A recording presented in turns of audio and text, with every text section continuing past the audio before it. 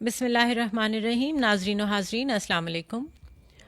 پاکستان ٹیلی vision corporation نے شہید ذوالفقار علی بھٹو کے 82ویں یوم ولادت کے سلسلے میں آج ایک خصوصی لیکچر ترتیب دیا ہے، اور اس لیکچر کا عنوان ہے ثقافتی فروغ، یعنی کہ کلچرل ڈیولپمنٹ. آج جس شخصیت کو ہم نے اس لیکچر کے لیے اپنے اسٹوڈیو میں مدعو کیا ہے، یوں تو انہیں کسی تعارف کی ضرورت نہیں، لیکن رسم دنیا کے پیش نظر میں ان کا مختصر تعارف کراتی چلوں. ادیب، شاعر، دانشور، مصنف، سیاستدان. آج تک ان کی اردو، انگریزی اور پنجابی زبانوں میں تقریباً 40 کتابیں ایسی ہیں جن کی تصنیف ہو چکی ہے، اور ان کتابوں کا مختلف بین الاقوامی زبانوں میں ترجمہ بھی ہو چکا ہے. اس کے علاوہ Pakistan Peoples Party cultural wing کے آج کل وہ پریزیڈنٹ ہیں اور اکیڈمی آف لیٹرز کے چیئرمین ہیں. محترمہ شہید بے نظیر بھٹو کے دور حکومت میں وہ منسٹر رہ چکے ہیں، سینیٹر رہ چکے ہیں. ثقافت سے ان کا بہت گہرا تعلق ہے اور سیاست کی تاریخ پر بہت گہری نگاہ رکھتے ہیں. میں آپ سب کی بھرپور تالیوں میں دعوت دوں گی جناب فخر زمان صاحب کو.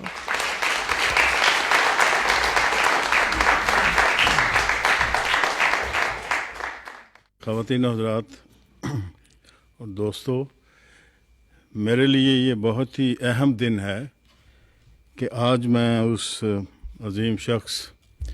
اور اس بطل حریت اور اس بے مثل قائد کے بارے میں کچھ بات کروں. ویسے تو ذوالفقار علی بھٹو شہید کے بارے میں ہر سال ان کے حوالے سے آرٹیکل بھی لکھتا بھی ہوں، لوگ دوست لکھتے بھی ہیں، لیکن ایک ان کی شخصیت کا بہت بڑا پہلو اور جو ان کی گورنمنٹ تھی اس کے حوالے سے جو اچیومنٹس تھیں، کلچر کے حوالے سے، ثقافت کے حوالے سے، یا ان کا اپنا جو رجحان تھا ادب کی جانب، ثقافت کے فروغ کے حوالے سے، اور خاص کر اس بند سوسائٹی میں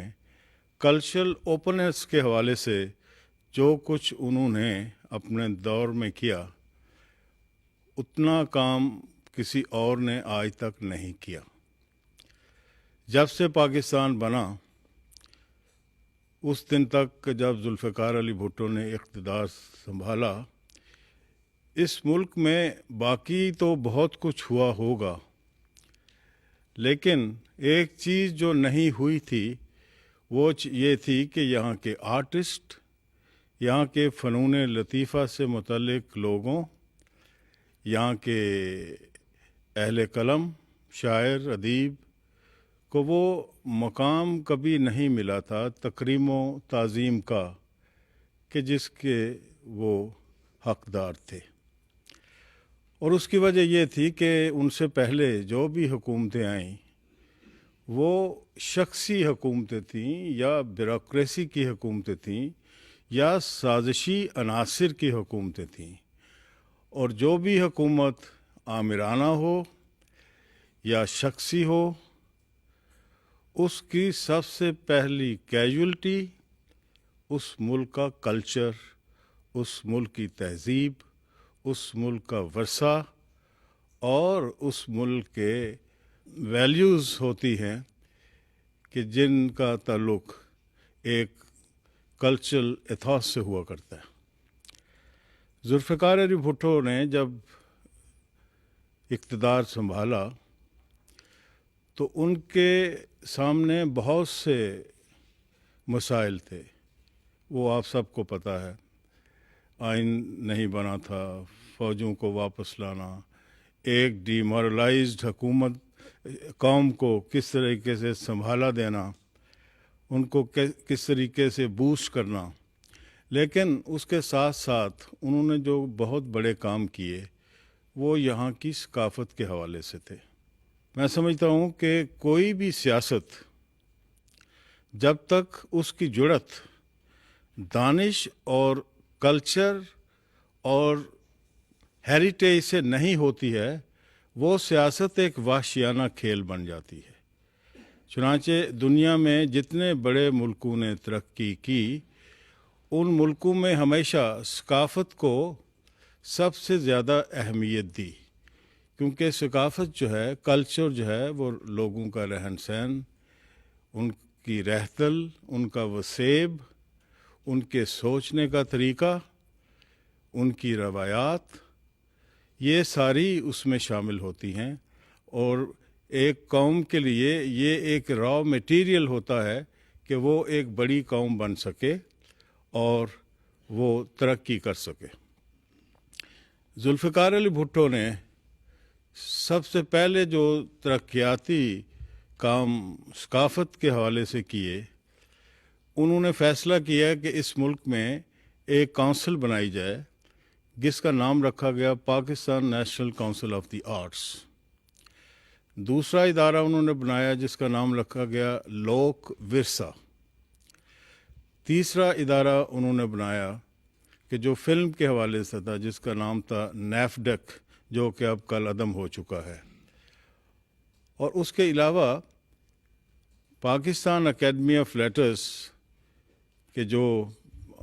جس کا میں پہلے محترمہ کے زمانے میں بھی اور اب بھی سربراہ ہوں، یہ انہی کا بنایا ہوا ہے۔ اور یہ بڑی غلط فہمی ہوئی لوگوں میں، اب تک موجود ہے۔ میں نے اپنے طور پہ تو بہت کوشش کی اس کو دور کرنے کی، آج اس فورم سے پھر کرتا ہوں کہ پاکستان اکیڈمی آف لیٹر کا جو قیام تھا وہ بھٹو صاحب کے زمانے میں 1976 کو جولائی میں عمل پذیر ہوا تھا، لیکن بدقسمتی سے بعد میں آنے والا جو ڈکٹیٹر تھا، اس نے یہ ایک تاثر دیا کہ یہ ادارہ میں نے بنایا۔ چنانچہ یہ تو ایک ریکارڈ کو سیدھا کرنا کا میں سمجھتا ہوں کہ ایک اہم فیصلہ تھا جو کہ ہم نے کیا، اور اکیڈمی کے باہر یہ لکھ دیا بڑے بڑے لفظوں میں کہ یہ پاکستان اکیڈمی آف لیٹرز کا قیام ذوالفقار علی بھٹو نے کیا۔ یہ تو وہ ادارے تھے، اور یہ سارے ادارے جو تھے، یہ ان کا ہدف یہی تھا،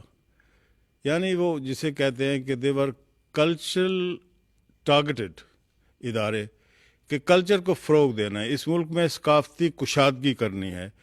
اس میں اس بیکورڈ سوسائٹی کو، اس بیکورڈ سوچ کو،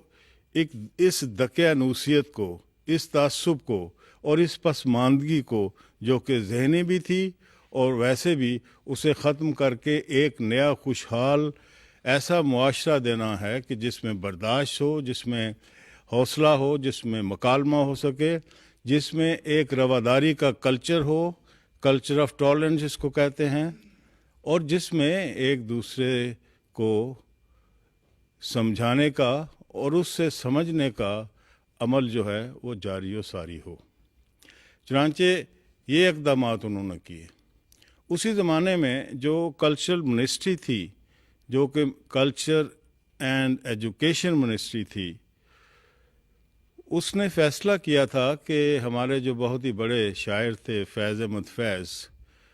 ان کو انہوں نے کہا کہ آپ پاکستان کی پہلی ثقافتی policy, the cultural policy of Pakistan, لکھیں، تحریر کریں۔ فیض صاحب نے ایک صفحہ لکھا، لیکن اس وقت کے جو بیوروکریسی تھی اس ملک کی، بابوئزم اور نوکرشاہی جو کہ ہمیشہ ہی مخالف رہی ہے اس قسم کی تخلیقی سرگرمیوں کے، ان سے ان کی ایک قسم کا جھگڑا کہہ لیں یا کچھ کہہ لیں، فیض صاحب استعفیٰ دے کے واپس چلے گئے۔ جب میں نے ٹیک اوور کیا 93 میں، محترمہ نے مجھے کہا، تو میرے ذہن میں سب سے پہلا جو ایک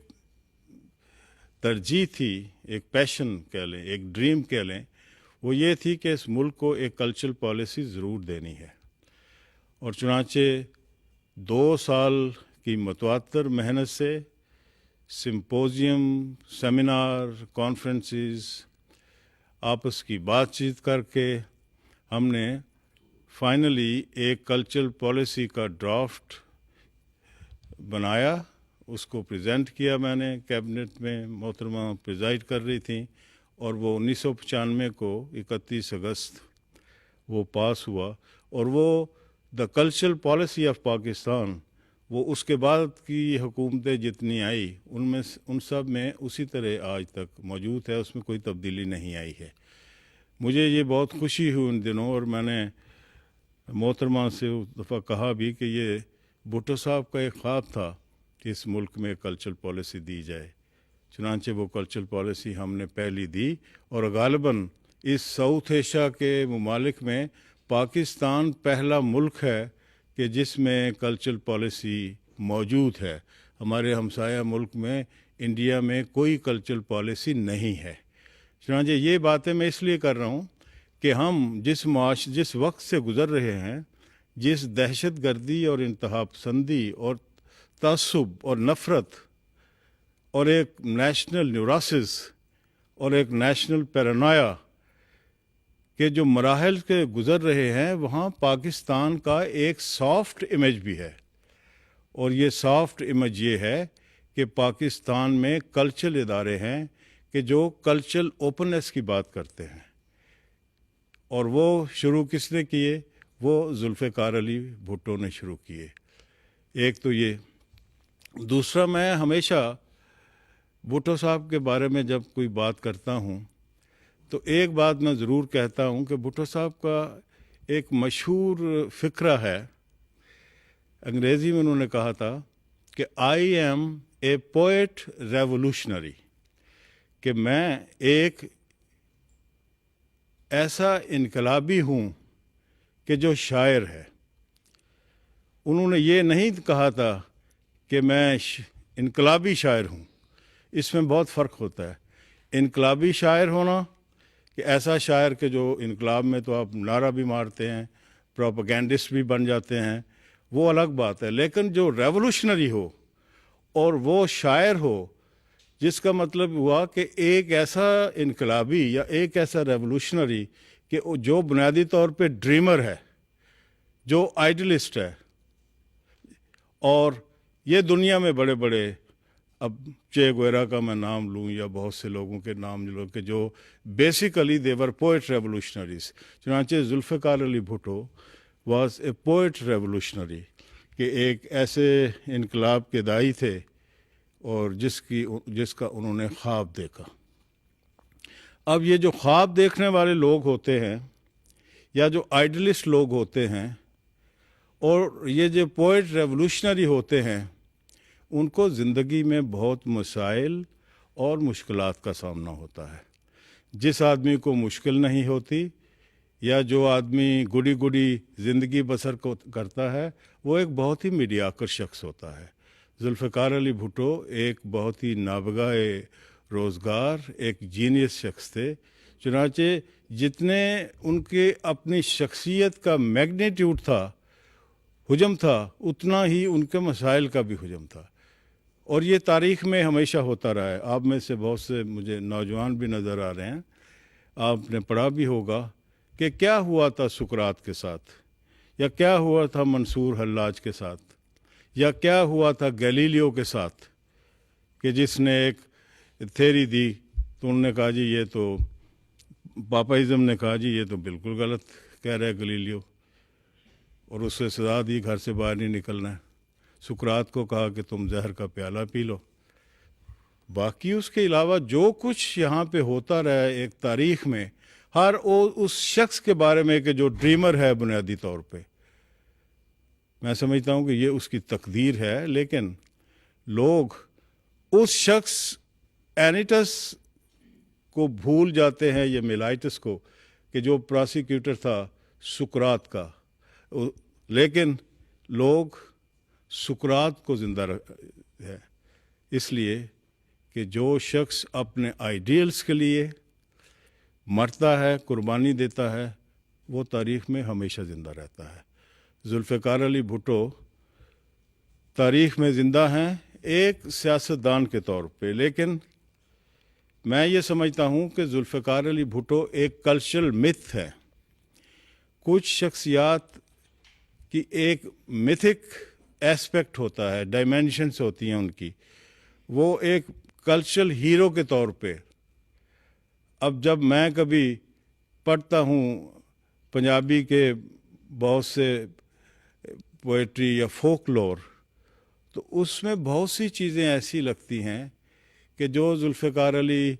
جن میں ذوالفقار علی بھٹو سامنے ابھر کے آتے ہیں. اور جب ان کی شہادت ہوئی تھی تو یہاں پہ بہت سے مہیے اور بہت سے، جس میں لاڑکانے کا ذکر تھا، جس میں بھٹو کا ذکر تھا، یہ سب چیزیں عام آدمی کے لیے نہیں ہوتی ہیں. یہ اس شخص کے لیے ہوتی ہیں کہ جو کلچر کا حصہ بن جاتا ہے. اور کلچر کے حصے بننے کے لیے آپ کو ایک شخصیت ایسی ہونا ہوتا ہے کہ جو ایک مثالیت پسند، جیسے میں نے کہا، کہ ہوتا ہے. دوسری بات جو اسی حوالے سے میں کہنا چاہوں گا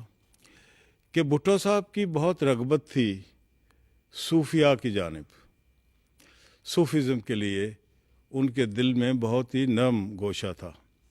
آپ کو پتہ ہی ہوگا کہ 7 شریف میں انہوں نے کیسے سونے کے وہ سجائے سارے گیٹ، پھر شاہ لطیف بھٹائی کے سچل سرمست، وہ وہاں پہ جاتے تھے. بلکہ جب سپریم کورٹ میں آخری ان کا بیان تھا تو انہوں نے ایک لائن کہہ کر خواجہ فرید کی، تو وہ تھے کہ دکھاں ماری جندڑی علیل ہے. اب دکھاں ماری جندڑی علیل ہے، یہ بہت مشہور لائن ہے خواجہ فرید مٹھن کوٹ والوں کی. یہ ظاہر کرتا ہے کہ ذوالفقار علی بھٹو کا صوفیاء کے حوالے سے ان کے دل میں کتنا درد تھا یا کتنی محبت تھی. اور جتنا بھی مجھے ان کے ساتھ کام کرنے کا موقع ملا ہے، میں نے یہی محسوس کیا تھا کہ جب وہ اکثر اپنی گفتگو میں صوفیاء کا ذکر کرتے تھے. اور صوفیاء کا ذکر کرنے کا مطلب کیا ہے؟ صوفیاء کا ذکر کرنے کا مطلب ہے کہ آپ، وہی جو میں نے شروع سے بات کی، کہ آپ ایک ٹالرنس کا جو کلچر ہے اور ایک محبت کا پیغام اور ایک جبر کے خلاف اور ہمیشہ کے لیے اور پہم جد و جہد کرتے رہنا، یہ صوفیاء کا مسلک تھا. چنانچہ یہ سارے پہلو تھے ذوالفقار علی بھٹو شہید کے، کہ جن کی وجہ سے اس ملک میں بہت ہی فروغ ملا ثقافت کو. آپ کو یاد ہوگا کہ ان دنوں میں جب اسلامی کانفرنس ہو رہی تھی تو نارتھ کوریا کے ساتھ جو ہمارا ایک پیکٹ ہوا تھا، تو یہاں پہ اسلام آباد میں ہی وہ ان کا ایک خاص طریقہ ہوتا ہے کہ وہ پیٹرن بناتے ہیں ایکسرسائزز کے حوالے سے، جس کو کیلستھینکس کہا جاتا ہے انگریزی میں. تو وہ کیلستھینکس جو تھا، وہ بھٹو صاحب نے کہا کہ اس ملک میں اس کو بھی فروغ دیا جائے، جو کہ سپورٹس اٹسیلف، اور خاص کر ایسی سپورٹ کہ جو آپ کے اپنے جس کے دھرتی سے بھی تعلق ہو، وہ سپورٹس ظاہر ہے کہ کلچر کا حصہ ہوتی ہے. کیونکہ اگر کوئی یہ کہے کہ جی کلچر سے مراد صرف گیت گانا یا رقص و نرت ہوتا ہے، تو یہ بہت ہی غلط بات ہے. کیونکہ کلچر، میں تو یہ کہتا ہوں کہ بڑے کا ادب کرنا بھی کلچر ہوتا ہے. اگر بتی لال ہو گئی ہے تو آپ گاڑی کو کھڑا کر لیں، یہ بھی کلچر کا حصہ ہوتا ہے. بڑوں کی عزت کرنا اور بہت سی چیزیں. چنانچہ کلچر میں سب کچھ آتا ہے. آپ کی روایات آتی ہیں، آپ کے سوچنے کا طریقہ آتا ہے، آپ کی گفتگو کا طریقہ آتا ہے، آپ کے لباس کا طریقہ آتا ہے. چنانچہ کلچر ایک بہت ہی براڈ بیس ٹرم ہے جس کی کبھی تعریف ہو نہیں سکی. بہت سے جو ہمارے کلچر کے اسپیشلسٹ ہیں، سوشیالوجسٹ ہیں، اینتھروپولوجسٹ ہیں، ہسٹورین ہیں اور سائیکالوجسٹ ہیں، انہوں نے کبھی یہ نہیں کہا کہ جی یہ کلچر کی ایک جامد ہے کہ کلچر از دس. نہیں، کوئی آدمی کہہ نہیں سکتا، کیونکہ کلچر از ویریسلی ڈیفائنڈ. اور بھٹو صاحب نے جو سب سے بڑی بات کی کہ اس ملک میں ہمیشہ سے 2 کلچر رہے ہیں. ایک اشرافیہ کا کلچر جس کو الیٹسٹ کلچر کہا جاتا ہے، اور ایک عوام کا کلچر جو کہ پاپولر کلچر ہوتا ہے. انہوں نے یہ کوشش کی کہ اس ملک سے وڈیرا کلچر، بڑے سرمایہ دار کا کلچر، یہاں کی بیوروکریٹ کا کلچر، یہاں کے الیٹسٹ کا کلچر، یہاں کی اشرافیہ کا کلچر، اس کلچر کو ختم کیا جائے اور یہاں پر عوام کا کلچر، محنت و مزدوری کرنے والوں کا کلچر اور رزق حلال کمانے والوں کا کلچر، وہ کلچر جو تھا پاپولر، وہ سامنے لایا جائے. اور میں سمجھتا ہوں کہ جتنے سال انہوں نے حکومت کی انہوں نے یہی کلچر سامنے آئے، کیونکہ پاکستان پیپلز پارٹی ہمیشہ سے عوام کی پارٹی ہے، اور اس میں ہماری اپوزیشن پارٹی یا کچھ لوگ کچھ بھی کہہ لیں کہ اس کی جڑیں عوام میں ہیں، رہیں گی اور ہمیشہ رہیں گی. اس لیے اور اس کی وجہ یہ ہے کہ کوئی بھی پارٹی جو ہے، جیسے میں نے شروع کہا کہ جس کا لیڈر جب کلچرل ہیرو بن جاتا ہے تو وہ صدیوں تک، جب تک دنیا رہتی ہے، رہے گی، وہ ایک کلچرل ہیرو ہمیشہ زندہ رہتا ہے. اس لیے کہ وہ آپ کے دل کی دھڑکن اور آپ کی نبض اور آپ کی سانسوں کا حصہ بن جاتا ہے. آپ کا جو ٹوٹل سوشل معیار ہوتا ہے، آپ کے سوچنے کا طریقہ ہوتا ہے، اس کا جب حصہ بن جاتا ہے تو پھر وہ جڑیں مضبوط ہوتی ہیں. چنانچہ یہ بیان کہ جی پارٹی بے نظیر جاتی ہیں تو جی بے نظیر جاتی ہے، بس پیپلز پارٹی ختم. بھٹو صاحب کو جب شہید کیا جی پارٹی ختم. کبھی کچھ آج کل کچھ چیزیں جو کہی جا رہی ہیں، میں سمجھتا ہوں کہ یہ چیزیں جو ہیں یہ کچھ لوگوں کے وشفل تھنکنگ ہوتے ہیں کہ جی اس طرح ہو جائے گا یا اس طریقے ہونا چاہیے. پاکستان پیپلز پارٹی بنیادی طور پہ اس کا اپنا ایک کلچر ہے، اور وہ ہسٹوریکل کلچر ہے، اور وہ ایک قربانی کا کلچر ہے کہ جس کے حوالے سے بے نظیر بھٹو کا شہید کہا کرتی تھیں. اور انہوں نے ایک اور اصول کیا تھا کہ شہادت ہمارا منصب ہے. چنانچہ یہ تو شہیدوں کا ایک کلچر ہے یہ پارٹی، اس میں اس کا کوئی مقابلہ ڈیموکریٹیکلی نہیں کر سکتا ہے. یہ میں ہمیشہ ملک سے باہر چونکہ بہت رہتا ہوں اور ساری دنیا میں بہت سی جگہوں پہ یونیورسٹیز میں لیکچر دیتا رہتا ہوں ادھر ادھر، میں وہاں بھی یہی کہتا ہوں کہ وہاں پہ بھی سوال ہوتے ہیں تو میں کہتا ہوں جی کچھ بھی ہو، کسی بھی پارٹی میں کچھ چھوٹے موٹے ہو بھی سکتے ہیں، کچھ یہ نہیں ہے کہ بھئی پارٹی کوئی ہمیشہ فول پروف تو ہوتی نہیں ہے. لیکن جہاں تک پاکستان پیپلز پارٹی کا تعلق ہے، یہ ایک ایسی پارٹی ہے کہ جو پاکستان کے عوام کے دلوں کی آواز ہے، اس لیے یہ پارٹی ہمیشہ زندہ رہے گی. اس کے علاوہ ایک اور بات جو میں کہنا چاہوں گا، یہ غالباً بات ہے 1975 کی. ہم لوگ جو باہر سے پڑھ کے آئے تھے اور پولیٹیکل سائنس اور فلسفی اور ہسٹری میں کچھ حاصل کر کے ڈگری کہہ لیں کچھ آئے تھے، وہاں کی جو گورنمنٹ تھی ان کا سسٹم آف گورنمنٹ کیا تھا، سوشلسٹ سسٹم کیا ہے، مارکسزم کیا ہے، لیننزم کیا ہے، ویلفیئر اسٹیٹ، یہ ساری چیزیں پڑھی تھیں. اور ایک ہم میں بھی ایک آئیڈیلزم تھی کہ اپنے ملک میں جائیں گے تو ہم، چونکہ ہمارا تعلق ہمیشہ ایک لیفٹ کے اور سوشلسٹ ہونے کے ناطے تھا. چنانچہ جب ہم واپس آئے پڑھ پڑھا کے پاکستان میں آئے، پاکستان پیپلز پارٹی جوائن کی، تو بھٹو صاحب نے مجھے 1974 یا 75 میں مجھے بلایا گورنر ہاؤس میں، مجھے اب تک یاد ہے. تو انہوں نے کہا کہ میں چاہتا ہوں کہ پاکستان میں جو رائٹرز ہیں ان کے لیے میں بہت ہی بڑے بڑے کام کرنا چاہتا ہوں، کیونکہ میں خود رائٹر ہوں اور میں دیکھتا ہوں کہ یہاں کے رائٹرز بہت ہی بے توقیر ہیں، بے وقار ہیں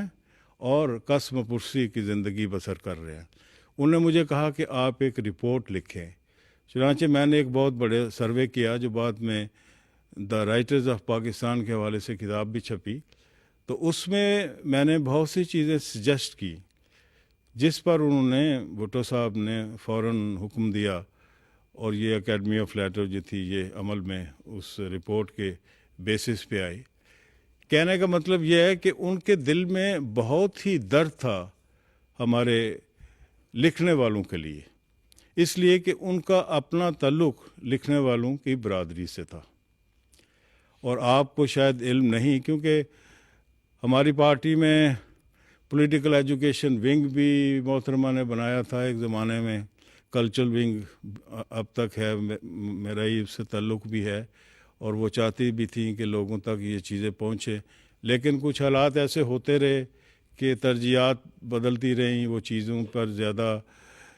نہیں رہا، کیا اسے کہتے ہیں، ایمفیسس۔ اب انٹرنیٹ کا دور ہے، ہمارا جو ویب سائٹ ہے اس پہ جتنی history of culture and history of Pakistan Peoples Party ہے، وہ اگر آپ دیکھیں تو وہ ساری کی ساری آپ کو اس میں بہت کچھ نظر آئے گا، اور اتفاق کی بات ہے کہ وہ ساری ہسٹری میری لکھی ہوئی ہے۔ محترمہ نے مجھے کہا تو میں نے وہ ساری ہسٹری شروع سے لے کے جب سے یہ پارٹی بنی تھی تب سے لے کے تو اب تک وہ ساری، تو مجھے یاد ہے کہ 93-94 میں